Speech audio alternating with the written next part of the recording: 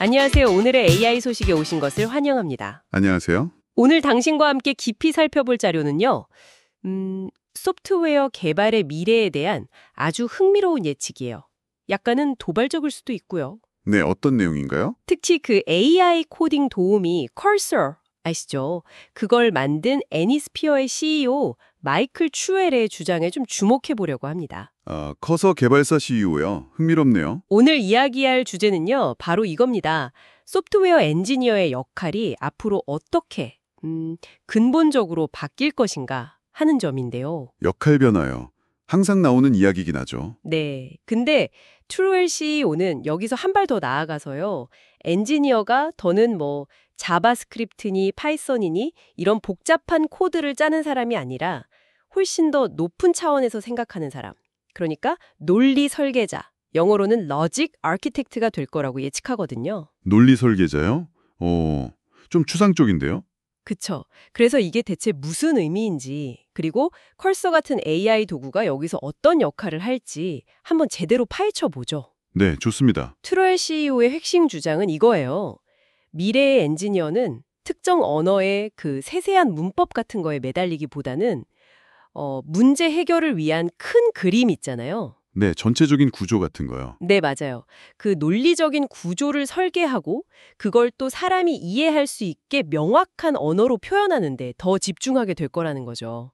그러니까 코드를 직접 짜는 것보다 그 앞 단계의 설계가 더 중요해진다. 그렇죠. 마치 건축가가 건물의 청사진을 그리는 것처럼 소프트웨어가 무엇을 해야 하는지에 대한 설계를 주로 담당하게 된다는 거예요. 어떻게 구현할지는 AI가 많이 도와줄 거고요. 네, 그 논리 설계자라는 비전?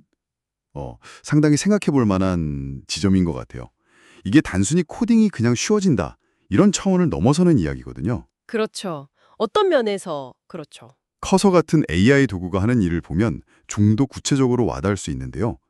예를 들어서 우리가 자연어로 이런 기능을 하는 코드를 만들어줘 라거나 아니면 이 코드에서 버그 좀 찾아봐 이렇게 지시하면 네네. AI가 상당 부분 알아서 코드를 막 생성하거나 수정해 주잖아요. 맞아요. 요즘 그런 도구들 정말 많아졌죠? 바로 이 지점 때문에 트루엘 CEO는 엔지니어의 진짜 가치가 이제 코드 작성 능력 그 자체가 아니라 어떤 문제를 풀어야 하는지 그걸 정의하고 문제 정의 능력. 네.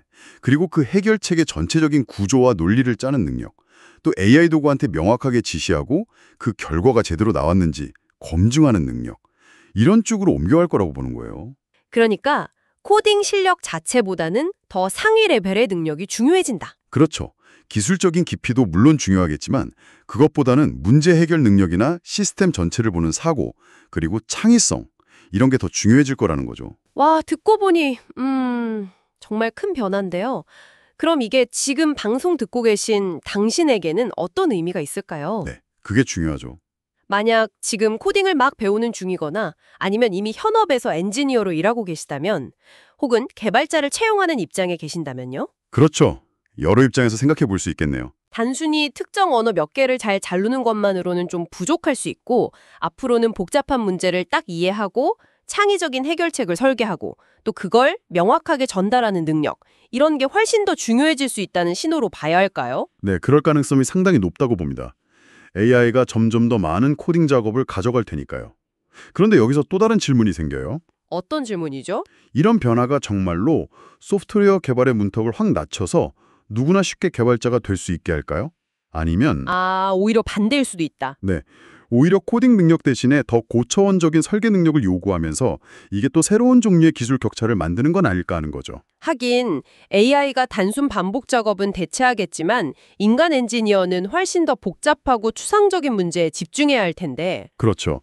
과연 모두가 그런 역량을 쉽게 갖출 수 있을지는 좀 미지수예요. 그리고 교육 문제도 있겠는데요. 맞습니다.